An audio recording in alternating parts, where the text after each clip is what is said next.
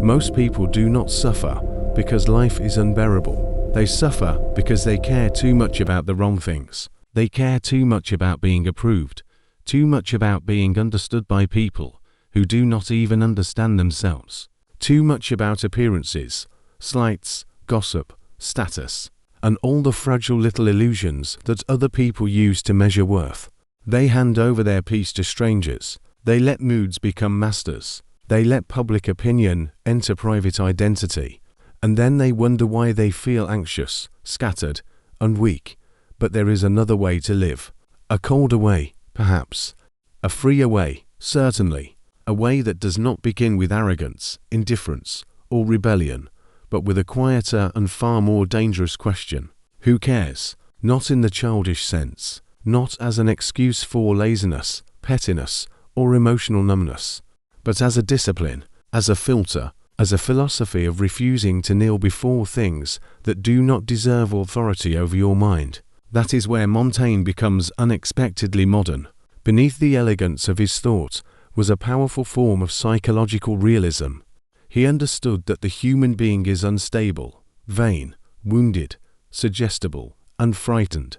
He understood that people build prisons out of opinion, vanity, fear, and fantasy. And he understood that one of the highest forms of freedom is learning to withdraw your emotional investment from what does not matter. This is not apathy. It is selection. It is not carelessness.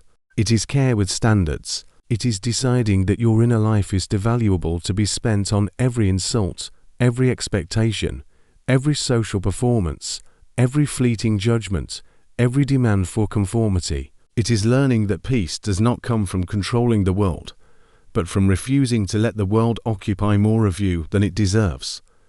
That is what we are going into tonight. The philosophy of who cares, not as a slogan, not as laziness disguised as wisdom, but as a serious method of self-mastery, a way to think more clearly, detach more intelligently, suffer less needlessly, and become harder to manipulate in a culture built on emotional overreaction.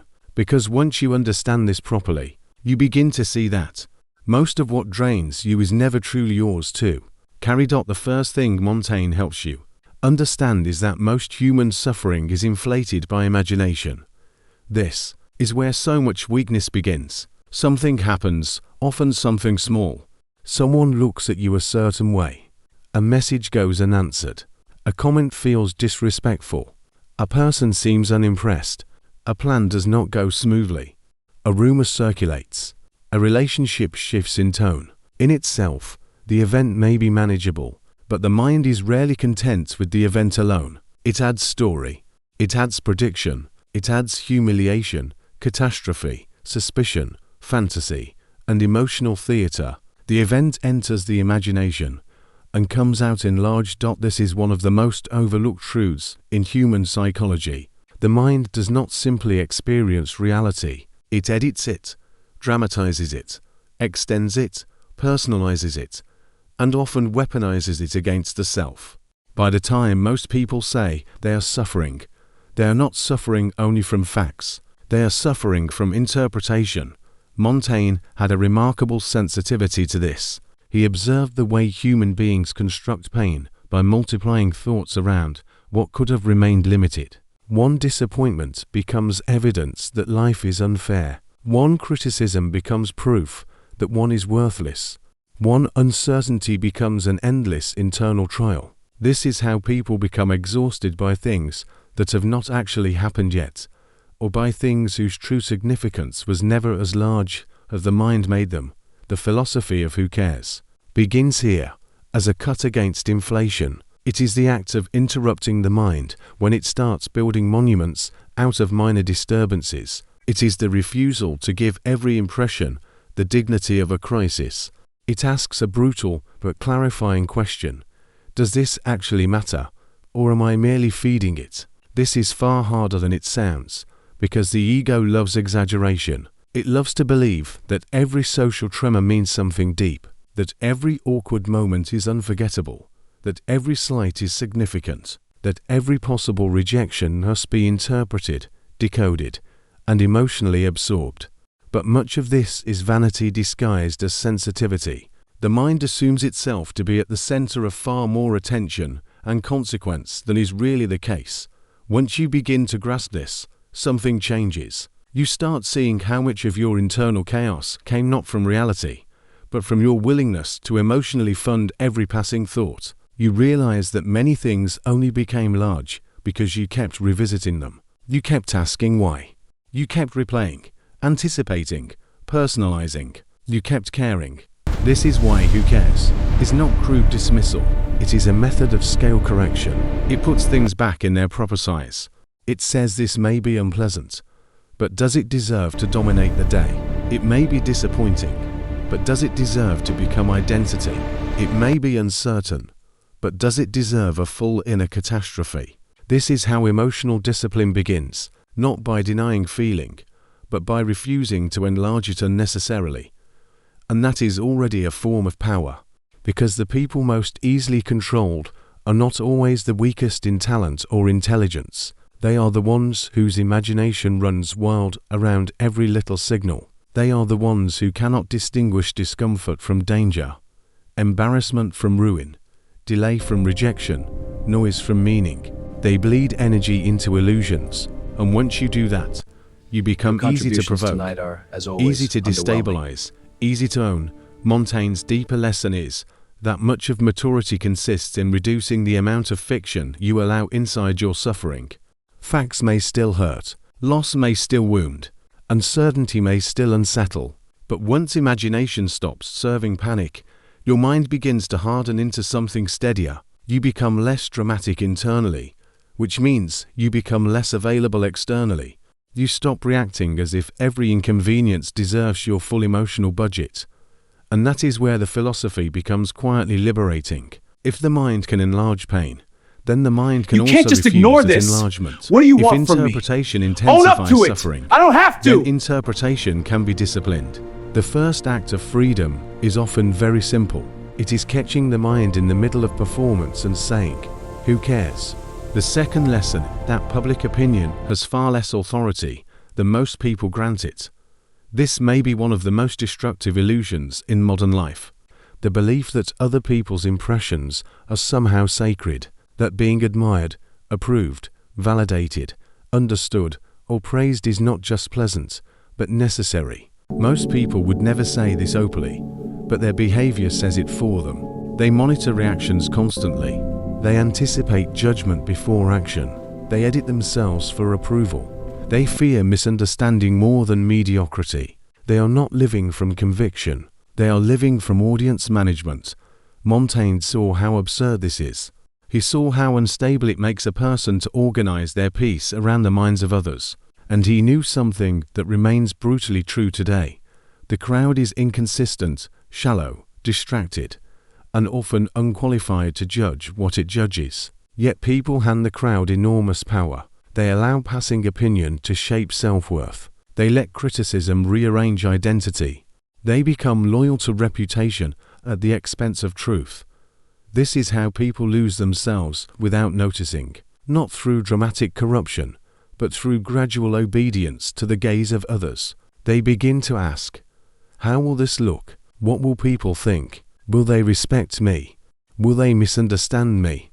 Will they approve?" These questions take over the inner life so completely that the self becomes secondary. Action is no longer chosen because it is right, meaningful, or necessary. It is chosen because it is legible to other people.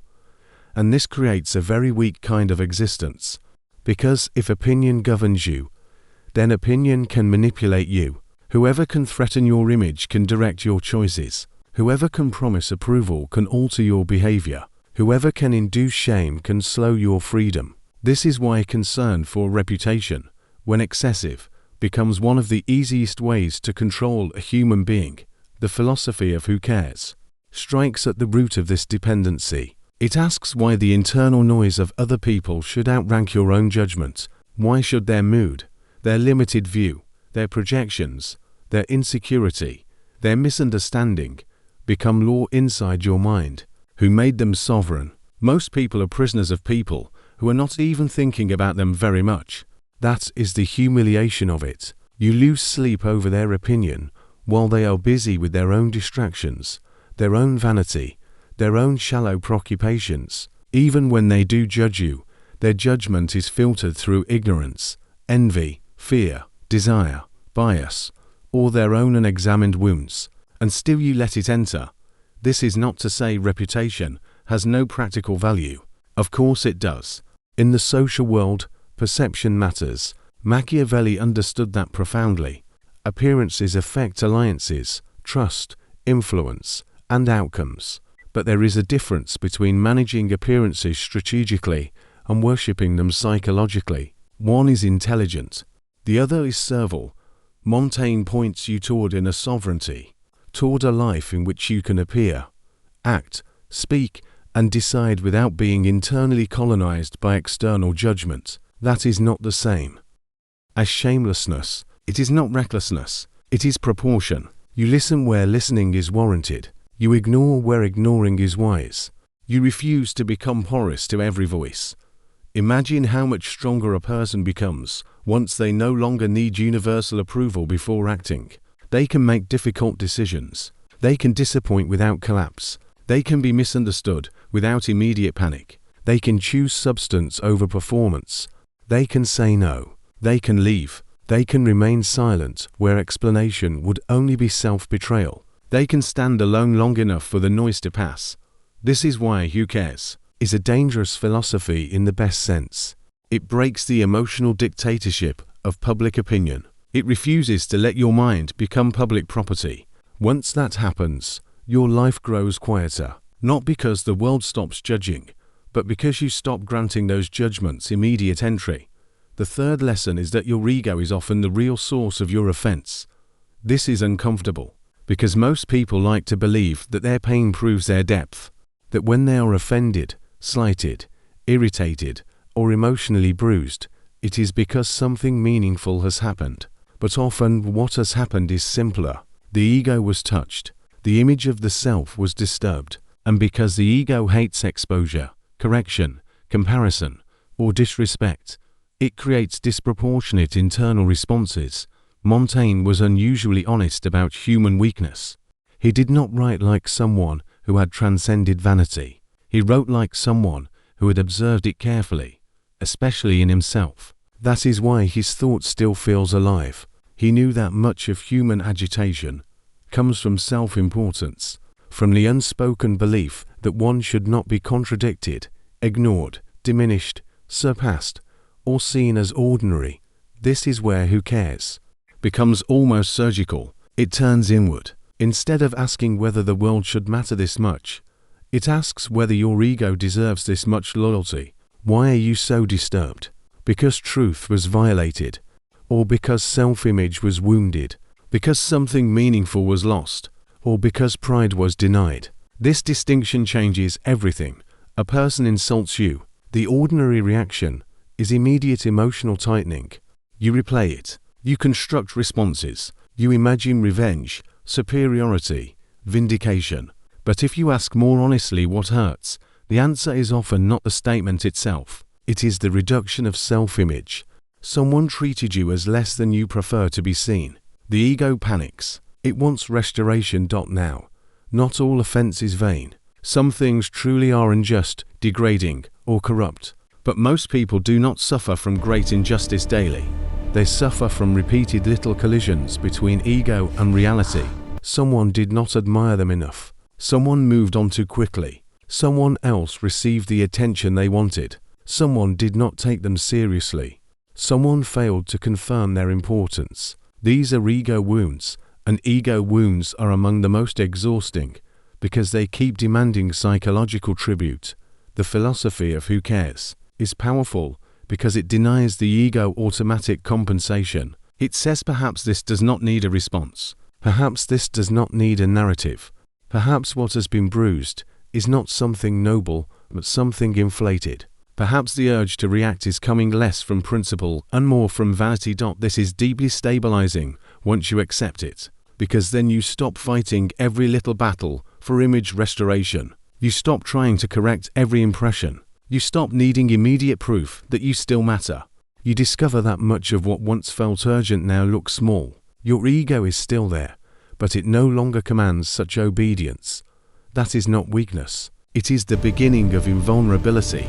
People become hard to manipulate when they are no longer so dependent on preserving a perfect image of themselves in every interaction. If you do not need to look superior at all times, mockery loses power. If you do not need to seem impressive at all times, indifference loses some sting. If you do not need constant recognition, neglect loses its ability to define you. This also changes your relationships. You become less reactive, less defensive, less needy. You do not interpret every disagreement as disrespect. You do not turn every awkward moment into a referendum on your worth. You become less exhausting to yourself and to others, because the ego is no longer standing at the center of every interaction, demanding tribute. Montaigne invites this honesty, not to humiliate you, but to free you. The ego is a terrible ruler. It is fragile, hungry, paranoid, and easily baited. If you serve it constantly, your life becomes a series of unnecessary emotional debts. Who cares? Is how you begin refusing payment. The fourth lesson is that emotional detachment is not numbness. It is disciplined distance.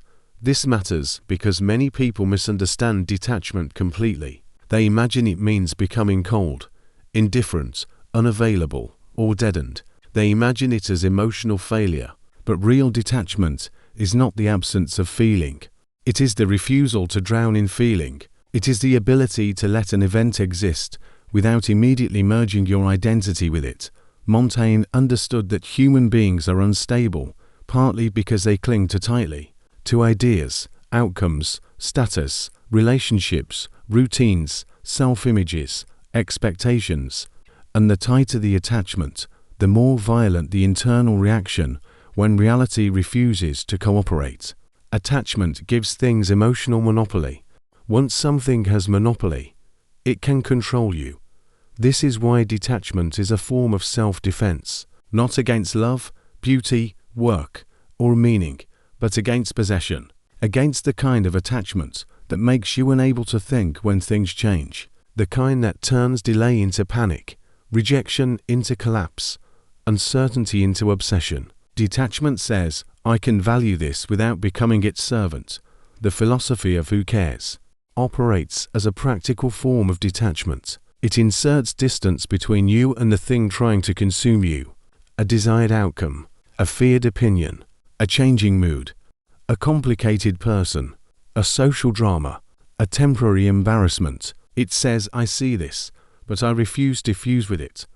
This is where Stoicism and Montaigne begin to touch. The Stoic asks, what is within one's control? What deserves concern? What judgments are distorting peace?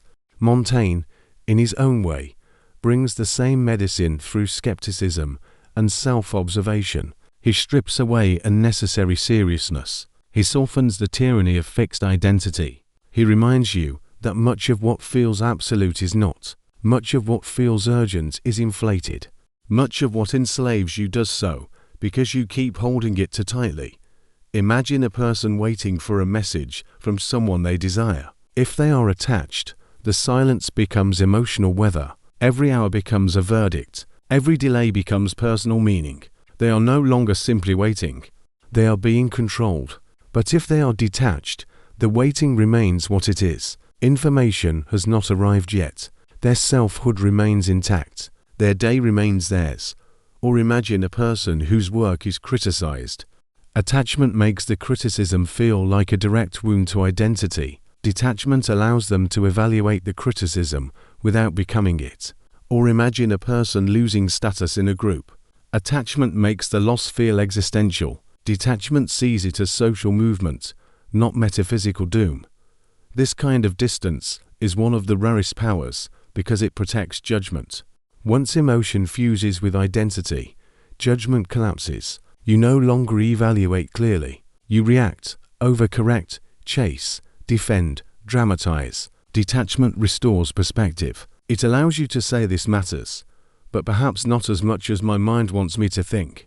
This hurts, but perhaps it does not define me. This is frustrating, but perhaps it does not deserve dominion over the whole day. Powerful people often seem calm, because they are empty, but because they are less attached to the immediate emotional theatre around them. They can care without clinging. They can lose without dissolving. They can desire without begging. They can be challenged without becoming frantic. Who cares is one of the simplest tools for cultivating this. It lowers the emotional rank of things that were never meant to sit on the throne of your mind. The fifth lesson is that life becomes lighter when you stop trying to control how you are perceived. This is connected to public opinion, but it goes deeper. It is not only about what others think, it is about the exhausting performance of trying to pre-manage their thoughts. This is one of the great invisible burdens of modern life. People are no longer simply living. They are curating impressions in real time. They are editing speech, posture, preferences, expression, timing, aesthetics, beliefs, even vulnerability, all to shape how they will be received. The result is a strange form of self-estrangement. You begin to live one step outside yourself, always monitoring, always imagining how you appear, always adjusting for response. That creates chronic tension because you are never fully where you are. You are split between action and audience. Montaigne offers an antidote, not through rebellion for its own sake, but through a calmer indifference to perception. He understood the absurdity of trying to become stable in the minds of others, because the minds of others are unstable places. One day they admire confidence, the next day they call it arrogance. One day they praise restraint, the next day they call it distance. One day they celebrate difference, the next day they punish it. If you make your behavior answer to these fluctuations, you become fluid in the worst sense. You lose center. This is why "who cares" can become a revolutionary phrase. It breaks the trance of audience consciousness. It says, perhaps I do not need to control the story in every room. Perhaps some people will misread me, reduce me, dislike me, or fail to understand me. And perhaps that is survivable. Perhaps the cost of constant perception management is greater than the cost of being imperfectly seen. There is immense relief in accepting this. You stop over-explaining. You stop editing every sentence for universal acceptability. You stop trying to force other people into correct interpretations of you. You speak more cleanly. You move more directly. You let misunderstanding exist where clarification would only become self-begging. This does not mean becoming reckless or socially blind. Again, the point is proportion. In practical life, perception matters, but the inner obsession with controlling it must die if peace is to live. Otherwise, every room becomes a stage, every interaction becomes evaluation, and every mistake becomes theatre. The person who no longer needs to perfectly manage perception becomes unexpectedly powerful. They are harder to embarrass because they are no longer trying to sustain a flawless image. They are harder to shame because they have accepted the inevitability of imperfect visibility. They are harder to manipulate because guilt and reputation threats lose some of their force. They can hold silence. They can hold directness. They can leave a wrong room without trying to win the room first. This is where Montaigne's skepticism becomes psychologically sharp. He treats human appearances with suspicion, including his own. He does not romanticize consistency. If a person must become a polished statue for public approval, he allows for contradiction, change, complexity, uncertainty. That in itself is liberating, because a person who accepts their own fluid humanity becomes less desperate to appear fixed and impressive at all times.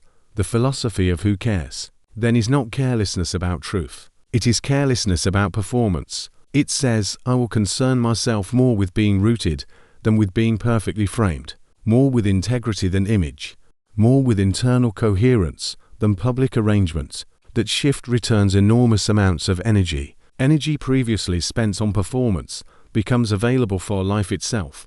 The sixth lesson is that mortality strips away false importance. Few things clarify like death, not in the abstract, decorative sense people sometimes use in philosophy, but in the direct sense. You will die. The people whose opinions haunt you will die. The dramas that feel enormous now will collapse into irrelevance. The performances, comparisons, resentments, and social contests that consume so much human energy being played out under the shadow of extinction. Montaigne never looked away from that fact. In many ways, he used it as a cleansing tool. This is one reason his philosophy cuts through vanity so well. Mortality humiliates triviality. It forces scale. It reveals how absurd it is to sacrifice peace for every passing disturbance, when existence itself is so brief, unstable, and unpromised. So much of what people emotionally worship begins to look flimsy when set beside the inevitability of death. The philosophy of who cares gains its hardest edge here. Who cares about the awkward comment from last week when your time is finite? Who cares about a stranger's passing judgment when your life is moving toward its end? Who cares about the endless little social rankings when none of them can save you from mortality? The question is not nihilistic, it is purify. It burns away the fake importance that keeps the mind chained.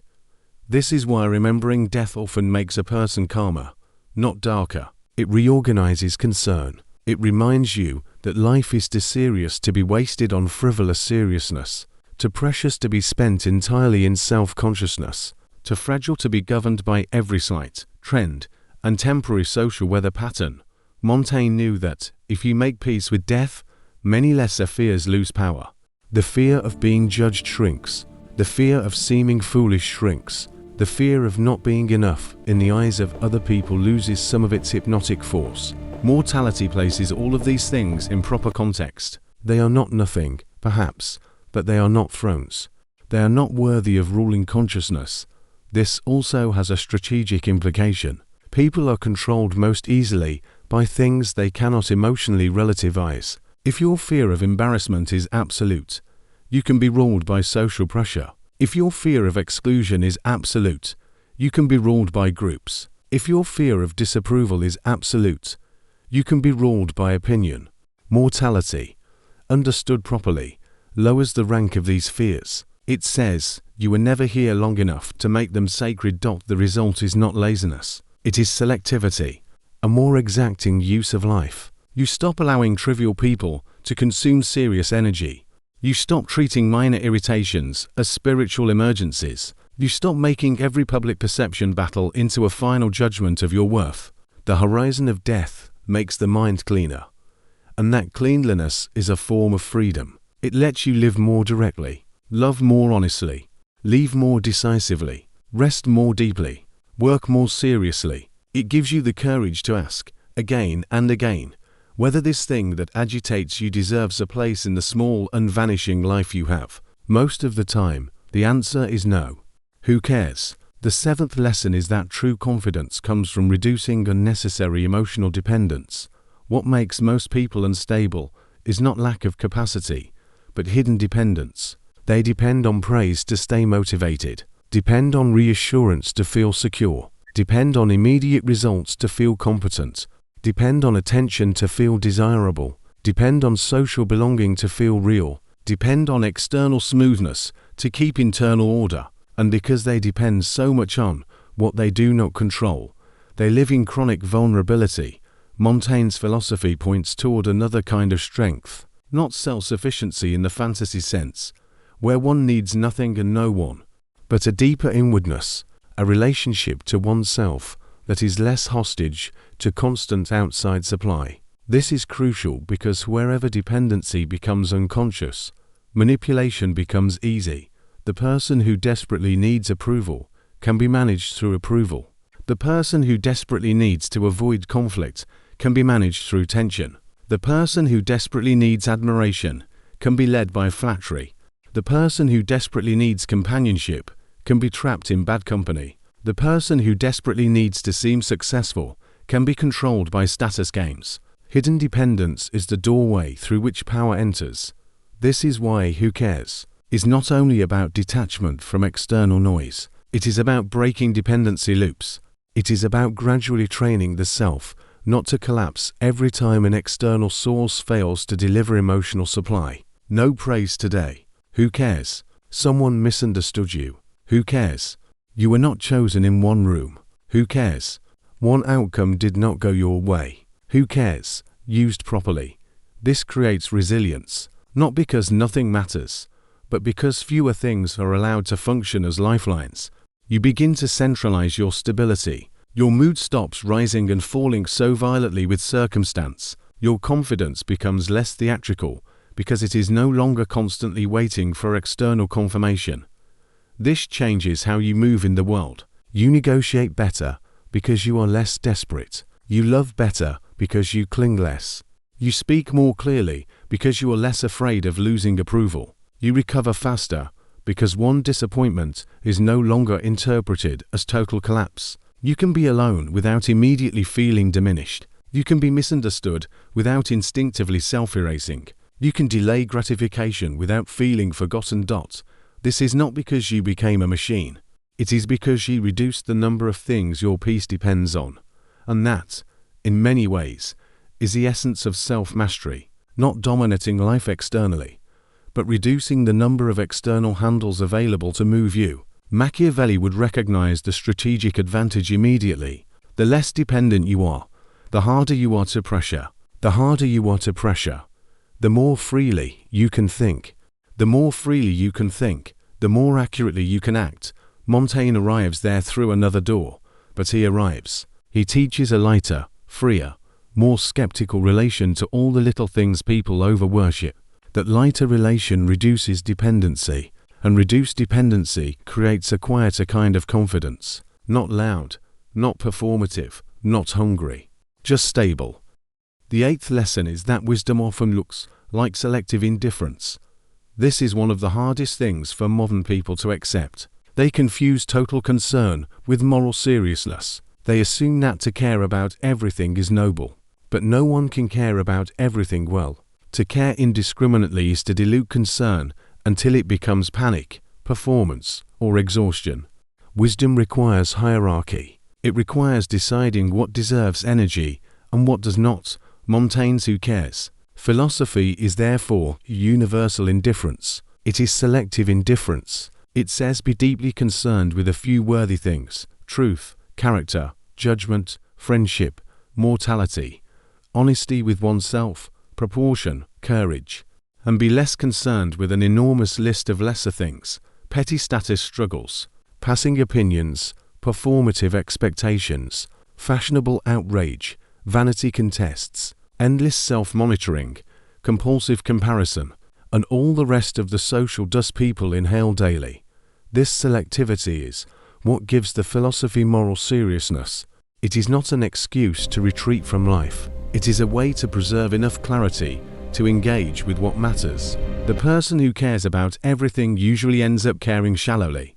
The person who cares selectively can care with depth. This is vital in an age of overstimulation. The human mind now lives under constant invitation to concern. Every headline asks for fear. Every platform asks for reaction. Every social stream asks for envy, judgment, appetite, comparison, outrage, identity performance. If you say yes to all of it, your interior life becomes a public landfill. Selective indifference is the gatekeeper that keeps the mind inhabitable. This also applies in personal life. Not every opinion in a family deserves emotional engagement. Not every social slight among friends deserves processing. Not every difficult person deserves reform. Not every mismatch deserves heartbreak. Not every provocation deserves a speech. Wisdom asks what this actually is and whether it should rise above background level. The phrase "who cares" can sound careless to shallow ears because it sounds like dismissal. But in mature hands, it is devotion to essentials. It protects the finite resource of attention. It refuses to spend soul on clutter.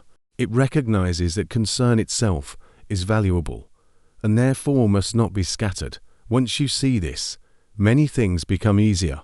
Boundaries become easier because you no longer feel obliged to emotionally process everything with everyone. Silence becomes easier because not every misunderstanding deserves language. Letting go becomes easier because not every loss was a loss of something worthy. Solitude becomes easier because the pressure to remain continuously plugged into collective noise decreases, and your face changes, your posture changes, your voice changes. You become less frantic, less eager, less porous, not because life stopped happening, but because your concern became more disciplined. You are no longer donating equal emotional value to the trivial and the meaningful.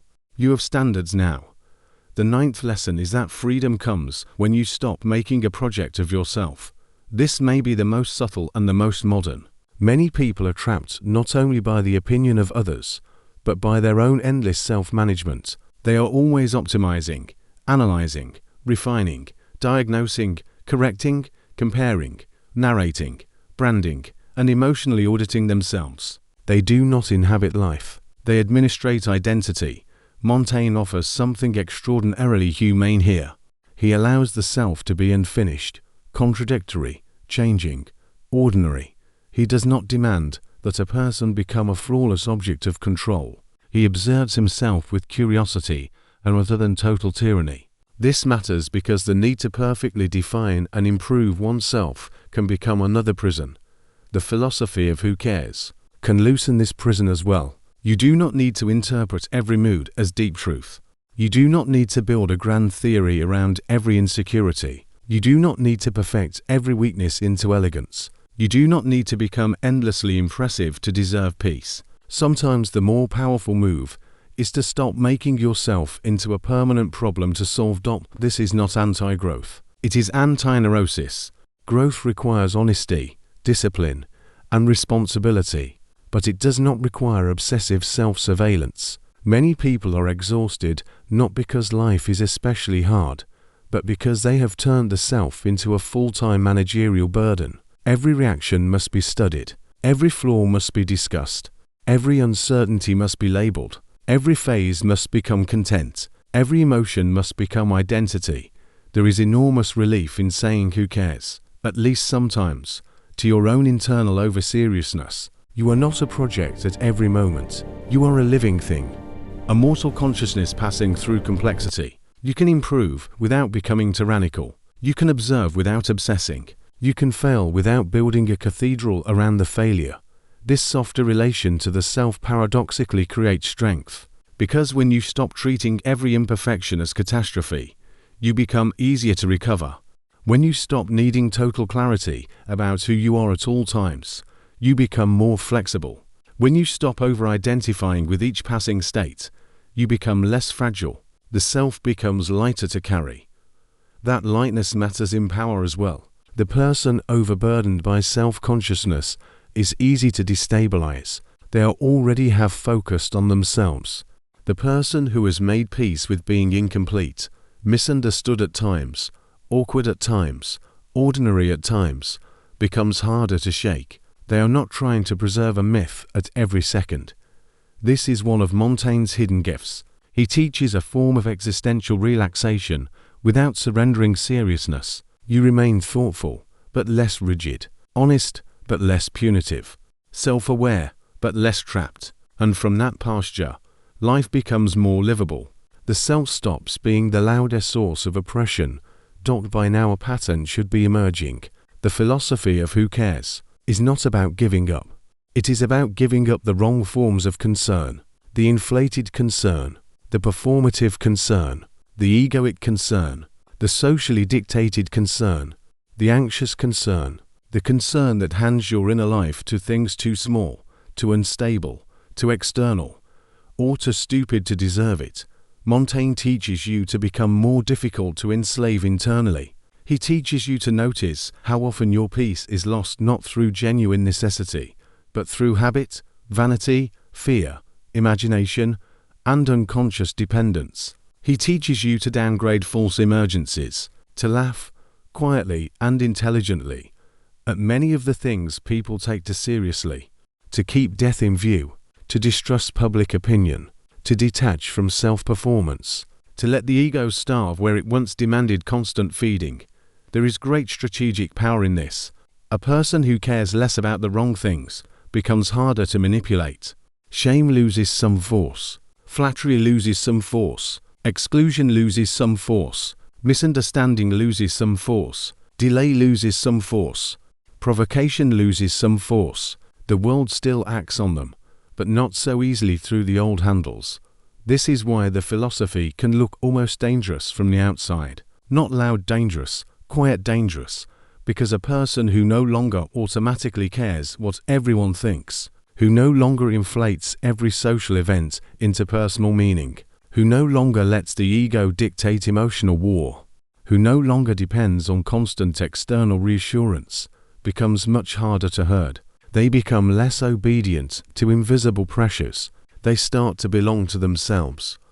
And that may be the deepest point of all, to belong to yourself, not as an isolated fantasy, but as a disciplined reality, to possess enough inner authority that not every voice enters, not every event expands, not every opinion matters, not every emotional signal deserves obedience. That is what Who Cares becomes when matured, a philosophy of inner ownership.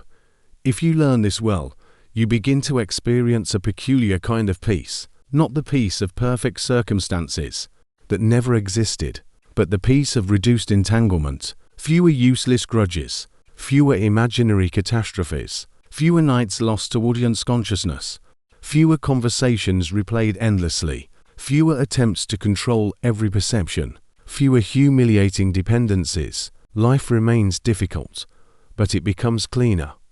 That is what most people need, whether they know it or not. Not more stimulation, not more social approval, not more identity performance. Cleaner suffering, cleaner thought, cleaner concern. So the next time something starts swelling inside your mind, ask yourself what exactly is happening. Is this a real problem or an ego problem? Is this a necessary concern or a habit of concern? Is this worth my limited life? Does this deserve a place at the center of consciousness? Who benefits if I keep caring this much? The truth, often, is brutal and relieving. No one, nothing. It is not worth it. Who cares? That question, repeated honestly enough, becomes a blade. It cuts through social hypnosis. It cuts through vanity. It cuts through panic and overinterpretation and self-importance and the endless little tyrannies of modern life. It returns you to scale, to mortality, to proportion, to yourself. And from there you can care better about what is truly worthy. Your character, your judgment, the few people who matter, the things that endure, the work that is yours to do, the truths that remain when performance falls away. Everything else, let it shrink. Subscribe if you want to become harder to manipulate, less ruled by noise, and more difficult for the world to enter without permission.